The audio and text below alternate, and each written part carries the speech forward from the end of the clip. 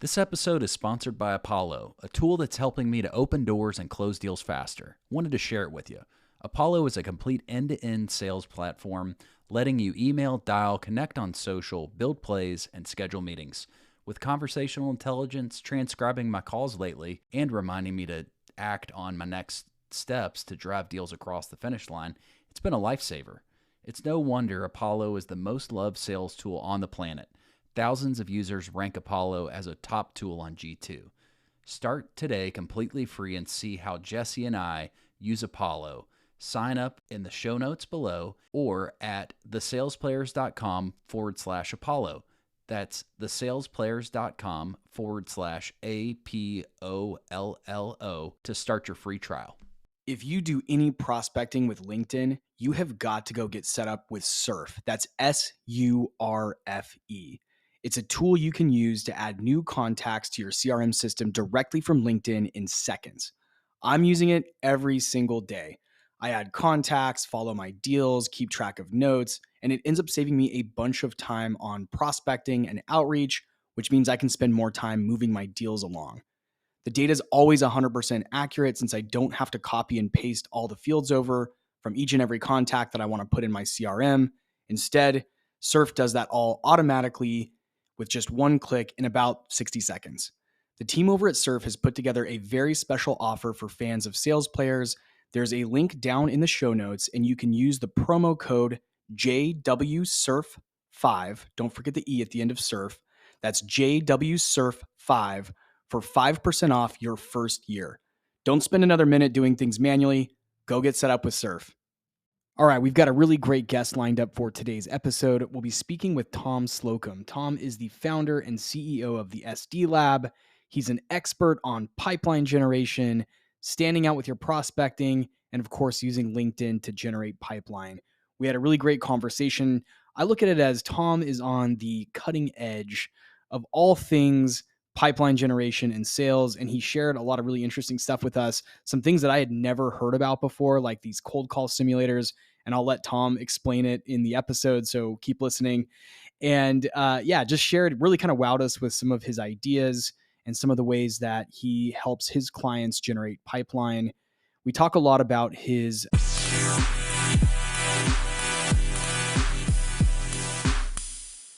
So Tom, tell us, how long had you thought about starting your own thing before you actually took the plunge? It sounds like, there was a compelling event to do that, but had you been considering doing that for a while before you got to that point? Or was it sort of an on the fly, like, I better just do this, I'm never going to get a chance again?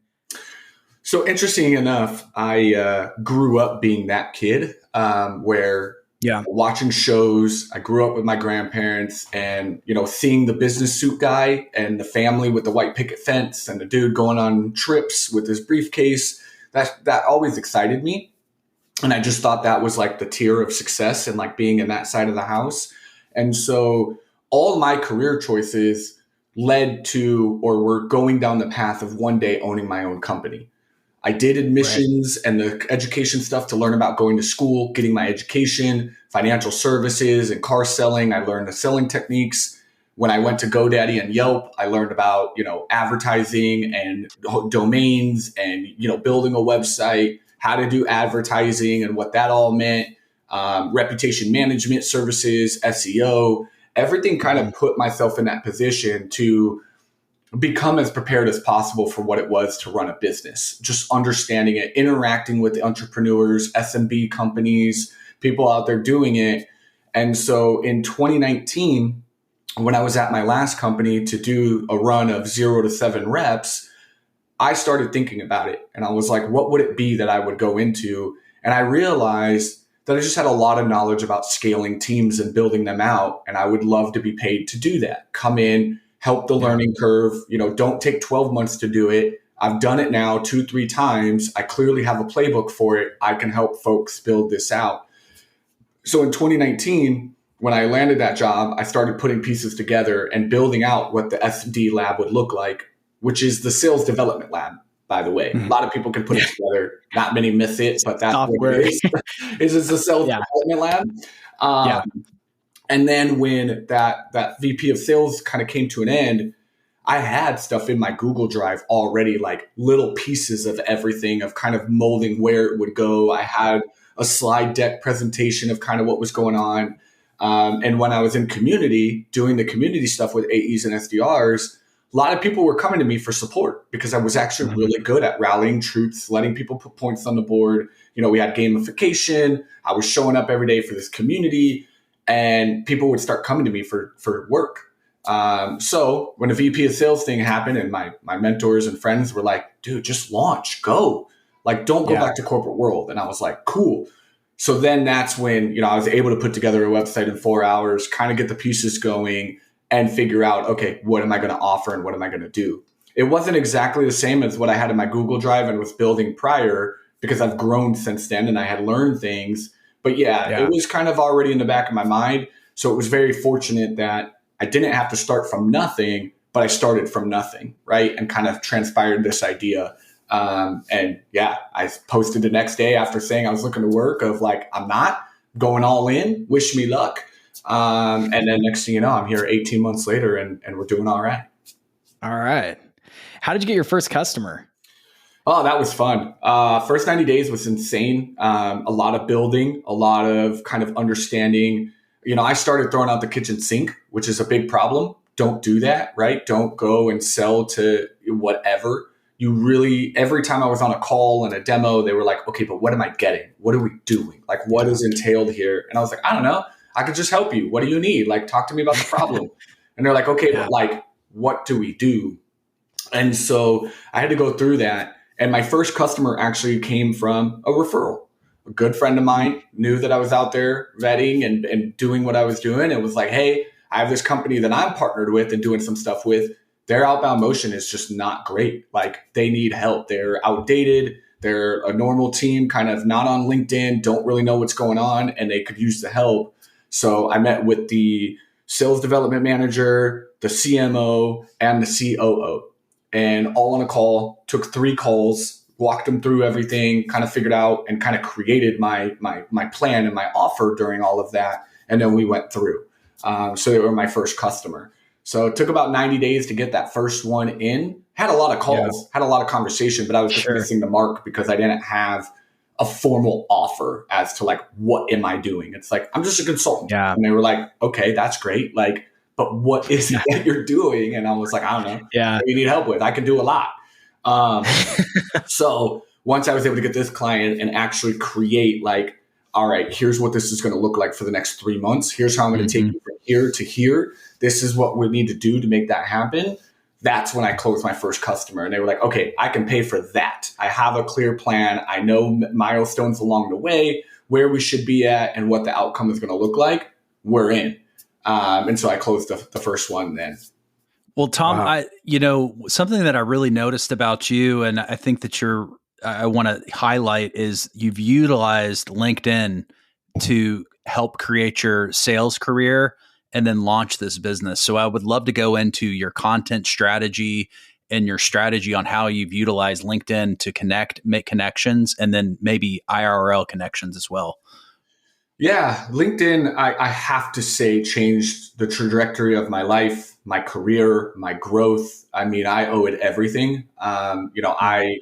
For 15 years, 14 years prior, like 13 years, I had to do business the hard way. I used LinkedIn just like anybody else. It was just kind of a job place, and I was out there and I was just cold prospecting, prospects only. I didn't know you could post on there, right?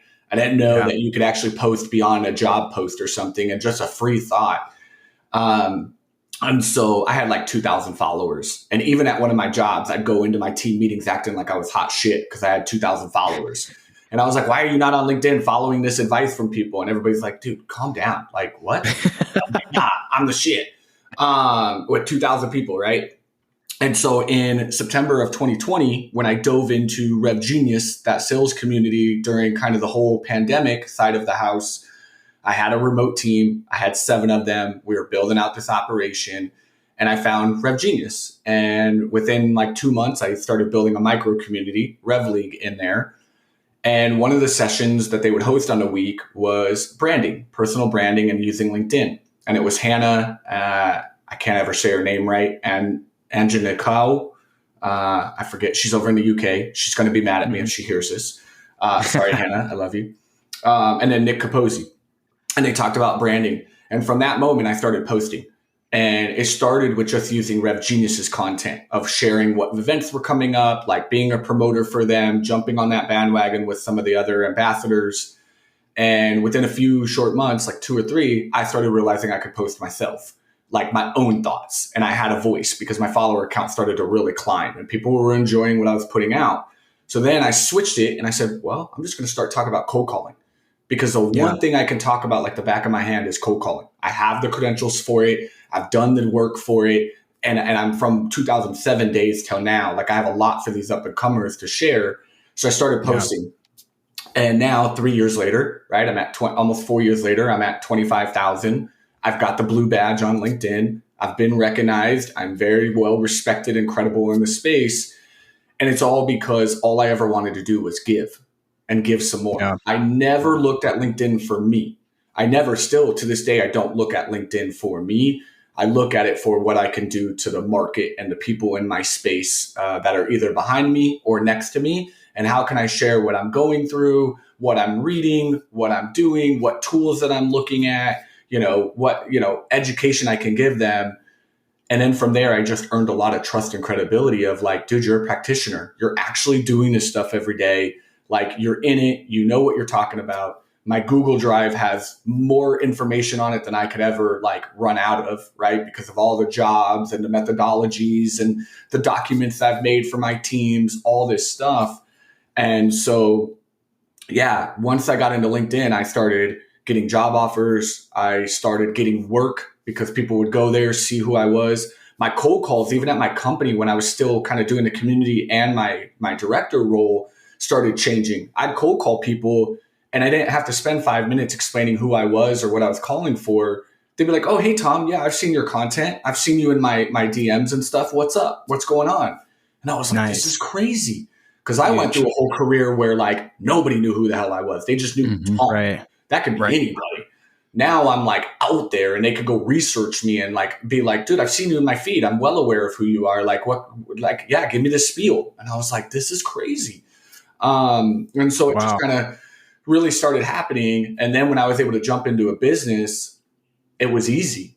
I always tell people I was very fortunate to get into the content game and create a brand when I didn't need anything out of it. I was just creating to create, because I've watched the reverse where somebody has no presence, they open a business and then they come to LinkedIn and now it's just selly, promote-y. It's just them pushing their leads and their volume. And they have no brand yet. They weren't able to get that because they're just going right into it. Where I had 2-3 years where I just built for the community for fun. Yeah, my job I was trying to do leads and stuff, but I really was just writing content just to write content. There was no call to action. There wasn't like, DM me for this. Hey, I got a course for you. I got a product for you. It was just tips and insights every day, 5 days a week, just me pushing free advice. And then when I got into my business, it was a little rocky. It's still rocky for me. I am not a great promoter. It bugs me. It gets in my skin. Like I can lift everybody else up, but I can't lift myself up because it's just weird. And I've always believed, especially coming from a review industry for so long, Yelp and Rep and stuff, like the best way to get your business in the forefront is have other people talk about it. Nobody wants to hear from you. Nobody cares. Anything you do is going to be great. Am I going to talk about the SD Lab the best way possible? Absolutely. Of course. Yeah. Of course. But when you have 5-6 other people coming up in the news feed or writing testimonials or saying, yo, you should go talk to Tom, this stuff is great, that has like 10x the weight than me lifting myself up, right? And being like, yo, come out, check out my newsletter. It's the best newsletter on the market. That's like, all right, cool, dude. Like, it's like how everybody puts on their website that they're number one something. And I'm like, how is this possible? How is everybody the number one? The number one. Like, you watch TV and every comedy is the number one comedy on TV right now. And I'm like, okay, who is it then? Because this one over here on NBC says they're number one. This one over here says they're number one, right? But when you talk to your friends, they're like, nah, number one is this one. This is who I'm tuning into. You're like, okay, cool. So I look for that validation to come from other people talking on my behalf. I just make my moves. I just sit quietly and let it kind of the work speak for itself kind of approach, right? Yeah. Well, Tom, yeah, let's take a little bit of a right-hand turn and get into some tactics, because I think some of our listeners come from the SDR and AE, and some are VP of sales, but really want to get into some tactics of how do you make a great cold call in 2024 these days? Like, what would you, what are some of those tips? And would love to learn more about that. Yeah. So cold calling, for me, and what I try to teach is, how do you be the Alfred to their Batman, right? Alfred was always actually the one that helped Batman. Batman would go conquer the dragons, but the reality was Alfred brought the tools, the tech, put the whole thing in play. Batman just executed. So when you're cold calling, how do you help? How do you show this person your expertise and credibility in their space and say, hey, Jesse, I'm calling you. The reason for my call is whatever that trigger or signal was, to say, hey, I actually needed to call you with purpose, and then show them how you can empower them and help them. I seen your post on XYZ, reaching out because what we're doing is this. Is this something you've thought about or done up until this point? Let me empower you to accomplish this goal, right? And here's how we're going to do it. And it's just about being human. Too many times you get lost in the script. People are trying to do this song and dance that really is unnecessary, and it causes a lot of friction in the cold call. Just be you. Be real. Be super upfront. And the best thing you can do is address the 3 questions, which is, who are you, where are you from, and why are you calling? My best opener is, hey, Jesse, it's Tom over at the SD Lab. How have you been? Not how are you, none of that. How have you been? Because it's like a friend. Like, hey, how have you been? I'm doing really well, Tom. What's up with you? Hey, I'm doing great. The reason for my call, Jesse, is I seen this trigger that you guys are going through growth. You just raised your Series A funding. Typically, when that happens, there's a lot of growing pains that come in trying to figure out where to put that money in the best places. What are some priorities you're tackling right now on where that money is going to go? Oh, Tom, we're looking at X, Y, Z. Okay, why is that? Oh, we're going to go this direction. Okay. And up until this point, what are you doing to accommodate that? Kind of figuring out, seek to understand and then be understood, right? Sure. Go in, ask questions. It's like a consultative sale, right? Like, I am coming to help you, but first I need to know where you are and what's going on before I word vomit on you and just like load up out of nowhere. Hey, I'm calling with this great tool. Like, we're doing this, and you drop this value prop that makes no sense. Yeah. But first I come in and I'm like, hey, with an unsure tone of like, hey, Chase, I saw this. Is this what you guys are doing right now? Like, am I right there? Yeah, you are. Okay. What are you doing up until this point to take care of that? That's how you find competitors. That's how you get them in the mindset of where they are. Are they even looking at this? Is it a budget thing? Then as you're going through that, you find that moment where you can pivot and be like, that's what I thought. That's why I was calling Jeff. That's what we do here at the SD Lab. Then you customize that value prop to that conversation. Then you go in for your ask. And so that's where I kind of take that and would give as advice to anybody jumping on the phones in 2024.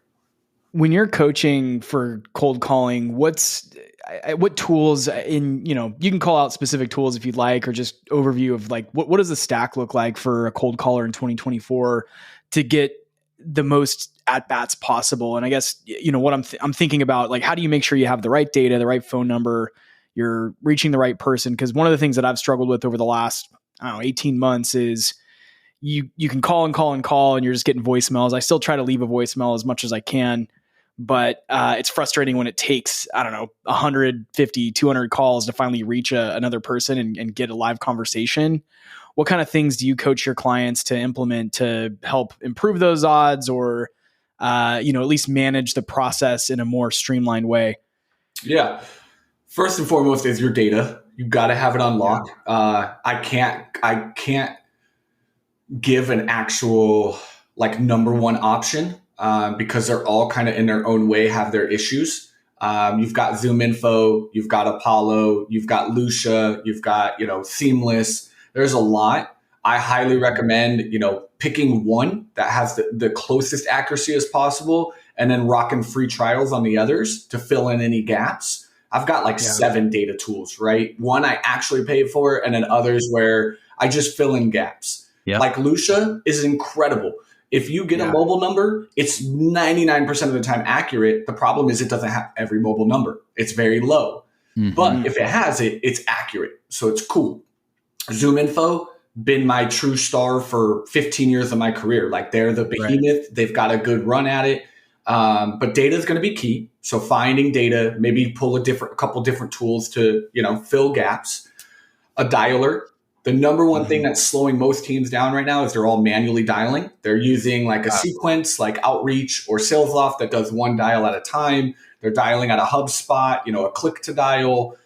And unfortunately, with the way COVID really shook up the space and people not being in office and things like that, you've got to up the volume a little bit and get out there to where you're kind of putting in more dials than you are. So an auto dialer. Phone burner is probably the cleanest one because they're doing it the right way. You're not parallel dialing, where you're loading like 5 at a time, but you are able to go faster and it'll load the list and you could just click and go through. So phone burner, Connect and Sell, Salesfinity, Nooks, they're now becoming affordable for a smaller team. So, Connect and Sell, not great for an SMB team. It's like $300,000. You're like, what the hell? But you could go like Nooks or Salesfinity, which is a little bit more possible. So get a dialer that can up your volume to about 3 to 5 dials a time. Mm-hmm. Start posting content where your ICP lives. That doesn't have to be LinkedIn. Go build a Twitter. Go build an Instagram. Go build a LinkedIn. Go be in communities where your people are so that they can be familiar with you before you pick up and cold call them because it will change things, right? Let them know you're in their circle and you're credible versus calling out of left field in the blue. Another thing is getting into this new AI stuff. Get an AI simulator. There's some really cool simulators that I wish I had back in the day when I started cold calling, to where now I can go into a simulator and run through that scenario and get the practice, get the at-bats. Especially if I'm a newbie, like you just said, it's going to take time to get those at-bats. It could take a lot of time to get enough to get you to excel in the role. Where in a simulator, you can go through it 10 times a day, 15 times a day, start playing on the calls, objection handling, getting your tone down, getting your opener down. So that way, when you do get the at-bats, even if they're small and in between, you're not losing them. You're not risking them because you fumble on the call. So I'm really into these cold call simulators of getting in some practice, and they're very cheap.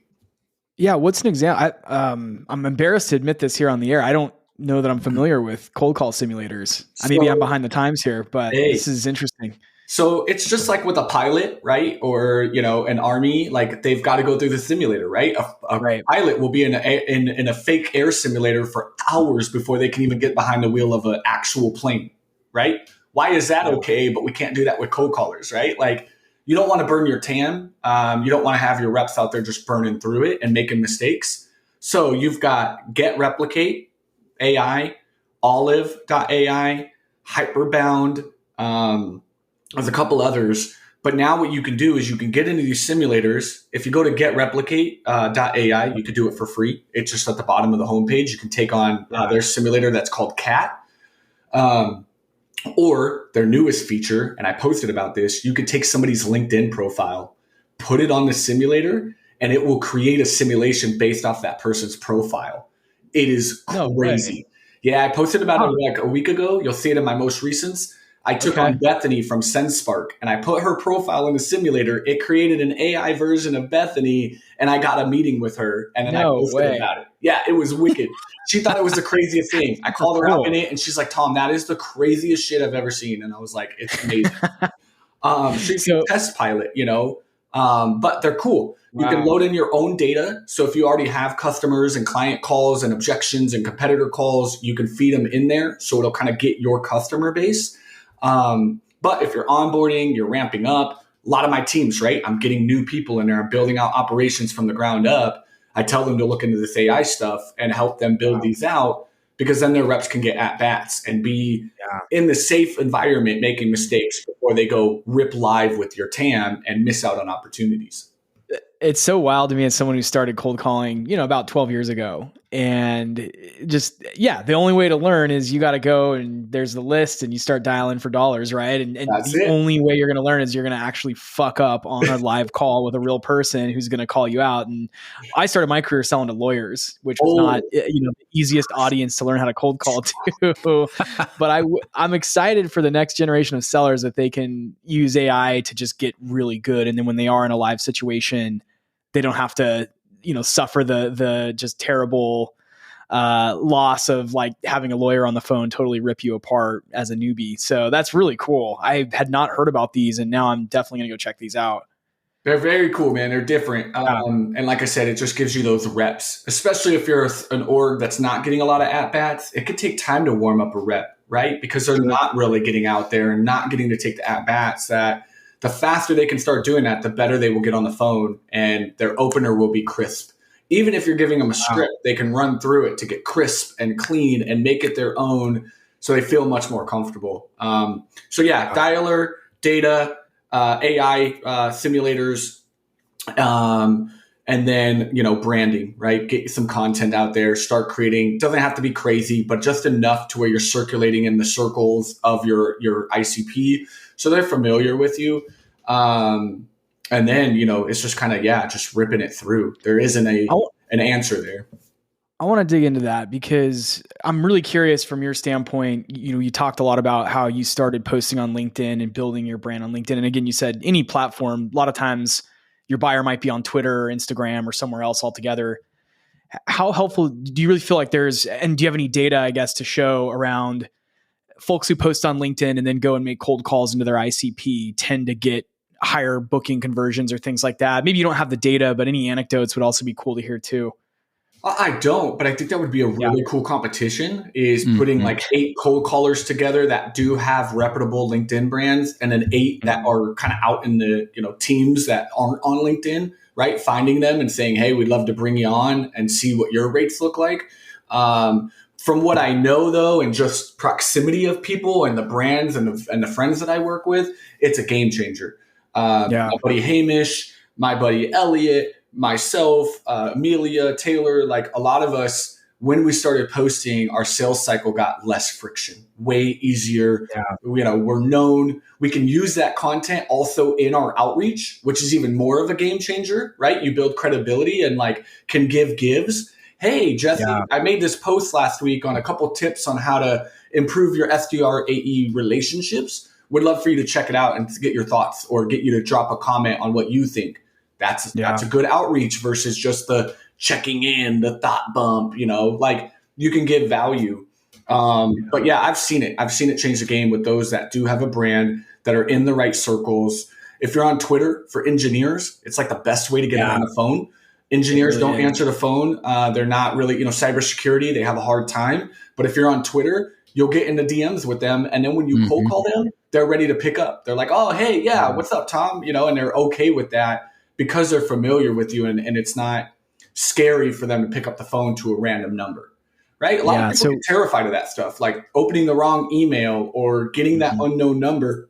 They're so in their own head and trained to be very weary of just clicking open links and answering unknown calls just to say hello because they'll capture your voice and then run with it, right? Like you got to be careful. But I have seen just from proximity and just in discussion, branding helps your sales cycle big time. One of the reasons I ask is I've started to notice a correlation. I don't have any data to back this up, but I actually want to start tracking this somehow. Not sure how yet, just maybe on a pad and paper type thing. But in my world, it's enterprise deals. Yes, I make some cold calls, but not as many as I want to. My focus is also on trying to advance, large deals along. And I've found a correlation between when I post on LinkedIn and when people follow back up with me, because a lot of this game is like booking the next step. It's a big project. We're trying to, maybe we need to keep the ball rolling for the course of 6-9 months or whatever for a big enterprise sale. And any enterprise seller out there knows that there's like this just intensity between interactions because you don't want to just have them completely derail and go dark on you and you never hear from them again. And that's always a risk. And it's very, very common in this line of work, right? So what's been interesting is this year I've really upped my game on posting on LinkedIn. And what I've found is shortly after I post on LinkedIn, people who I'm waiting for a reply from tend to get back to me. And I can only think that it has to do with I'm just top of mind because they boot up their LinkedIn and they're like, oh, there's Jesse.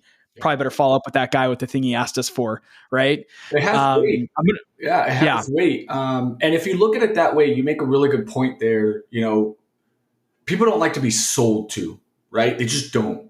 So you're taking this pathway of indirectly talking to your ICP without talking to them, right? So if you have people ghosting you, but you're connected on LinkedIn, that they're following you, you can almost indirectly speak to them without speaking to them, right? Yeah. And it gets them to move, right? And it's like, oh, that's what that would be. Or if you know that pricing is a concern for your ICP often, make a post about pricing. Talk about it. Yeah. If you know that this is a concern for them, talk about that, right? You want to pitch your product because then they'll digest it without like it being at them. They'll realize like some of my best meetings in my company as a founder have come from when I do live cold call competitions. Best business opportunities I get is when I can go live on LinkedIn and do live cold calling with peers, because as I'm making live dials and pitching to people in my ICP, those in the audience that are in my ICP are hearing that. And they're like, oh, I could use that. And now I get inbounds after the show because they're like, hey, Tom, I really loved what you had to say there. Like, do you think we could meet? Because I'm looking at that. Big winner, right? Because they're hearing me live pitch somebody else on the phone, but I'm not pitching them. And they're like, oh, that's great. I could use that. So sometimes it's just talking to them indirectly that gets them to move than talking like right at them. And they're like, okay, I don't hear you. So I was doing some research on you, Tom, and wanted to hear about fetch selling. Can you just give us a little rundown on fetch selling and the 3 R's? Yeah. So I've got a couple formulas. I am not a script guy. I am not coming in and telling you how to do anything. I really try to unlock your specialty. Like both of you, I would take through different exercises to make sure that, your cold calling or your outreach and email matches you too, not, just both of you.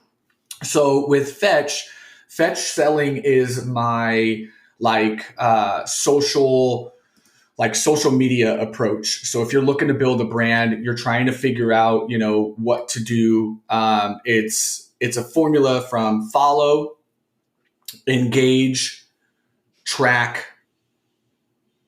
Why am I drawing a blank? Don't judge me. No judgment. This is a judgment-free zone. Guys, he threw me on a curveball. I can't even think of my own formula. What is my own formula? My own formula is follow, engage, track. Oh God, now I can't think of my own. I hate when this happens when you know something so well that you get blind to it because it's like breathing, it's like, oh shoot, I forgot to breathe for a second. It's just like my whole, that's what it is. Follow. So you follow your ICP, okay? You go on, whether that's Twitter, Instagram, LinkedIn, you follow them. That's the first motion. Get them in your feed. Then you start engaging, right? Likes, comment, share their post.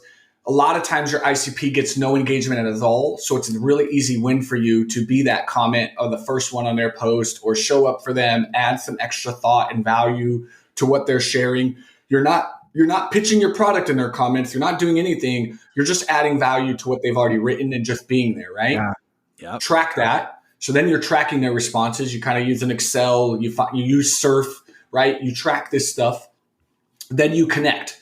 After you've done the follow and the engage and you've kind of gotten in there for maybe a couple days, they're starting to see you. Then you offer that engagement and connect with them and say, hey, Chase, it's been really cool to be a part of your content lately. What you've been putting out is super helpful. You mind if we connect? That's it. And then once you get the connect, you are not pitch slapping, right? As they call it. You're not immediately coming in with your pitch, but you're going to help. The H is help. So strike up a conversation and, offer something that might align with what they've recently been talking about, or a guide that you can give them that's like, hey, obviously I've been trying to reach out to you. Maybe you say that, maybe you don't, but you're like, hey, Jess, been really enjoying your content.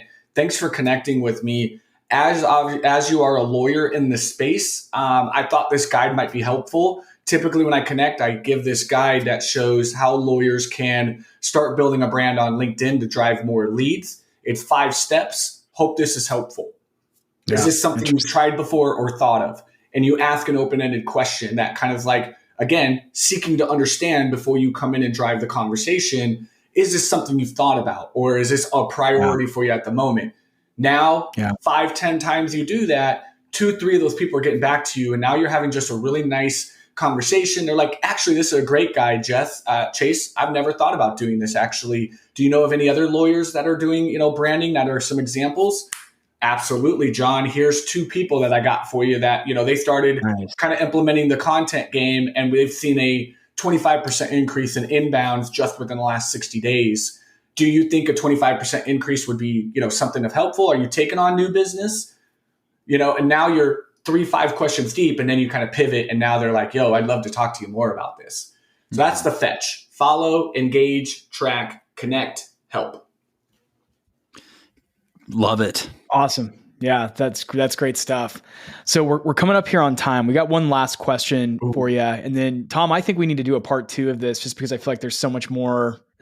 We could go so much deeper, and we just didn't get there in the time we had. So we're gonna have to book a session 2 with you. We'll do it live out. That would be really cool too. Do it live. We need to get Chase out here.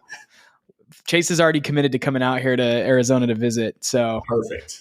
We should absolutely do that. So one of the members of our community asked the question in regards to just kind of career management and promoting people. And I don't know how big your team is right now. I know you're just launching into entrepreneurship, but it does sound like you have some folks that are either contractors or full-time employees.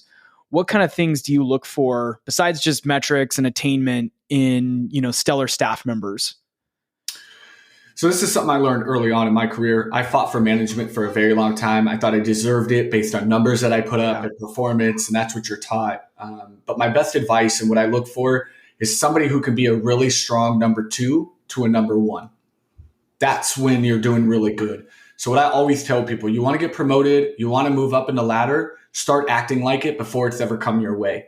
How can you master your numbers? If you're hitting quota 2 weeks into the month, start reaching out to your team members. How can I help you? What can I do to service you at the same time? Talk to your leadership team. Hey, I know you've been, head underwater lately. Is there anything I could take off your plate? I'd love to learn how to do reporting. Maybe there's some decks I can create for you that you're in the process of making. How can I relieve you or help you? I'm at my number. I'm doing great. I have a little bit of wiggle room. What can I do to support you? A good number 2 to a number 1 will always get promoted.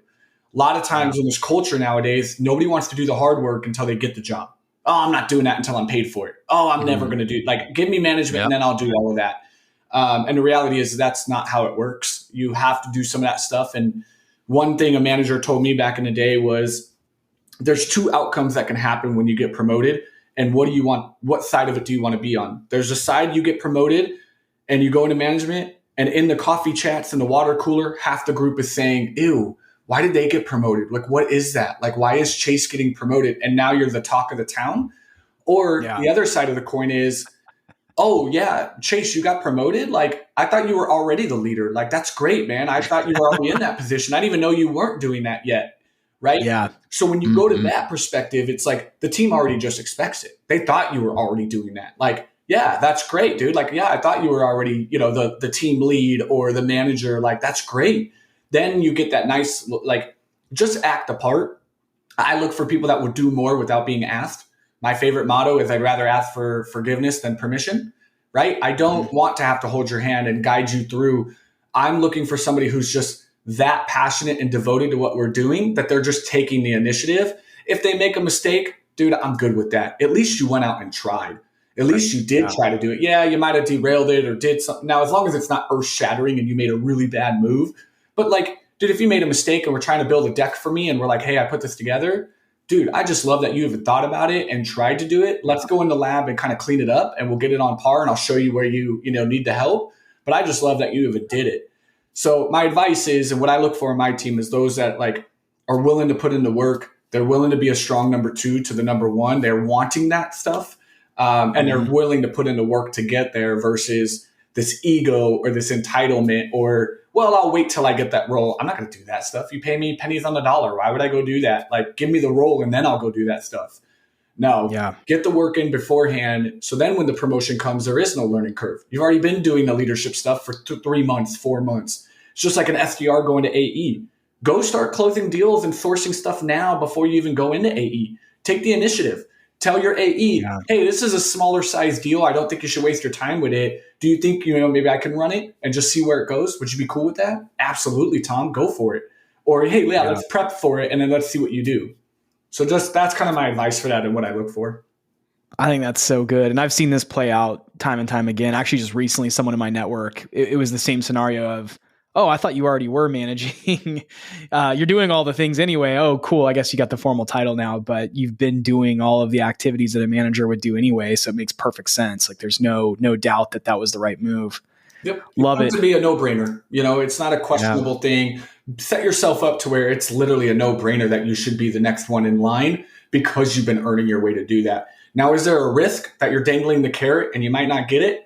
Right. I'll raise my hand. I went through a couple of those. I did all the stuff. I did the work, got passed up. Yeah. It's going to happen, but don't let that derail you. Don't let that ruin you because at the end of the day, you're still learning and you're still growing and your time will come. And I'm almost thankful nowadays that I got told no as many times as I did because I really, truly wasn't ready. And I'm appreciative. And I've reached out to those managers to say thank you for literally stopping me from going into that because it came at just the right time for me. Yeah. Well, Tom, we know we can find you on LinkedIn, but if our listeners want to learn more about SD Lab, where can they get maybe a taste test or a sneak peek at some of the stuff that you do and the work you do? You can go to the sdlab.com. I've got resources. I've got podcast episodes like this, out there. I've got free resources. I've got, services on there. The About Me. I've got a video. Anything you want to know about what we're actually doing at the SD Lab, you could just go to the sdlab.com and find everything in there to where hopefully by the time you look at that site, you kind of know exactly what you're getting and can find out if, it's something you want to move forward in or not. I try to leave not much to question. It's pretty stacked with everything you can find on what we're doing. Love it. Thanks again, Tom. Really appreciate meeting you and look forward to meeting you in real life. Yes, sir. Awesome, guys. Thank you for having me, and thanks for everyone that gave a listen. See ya.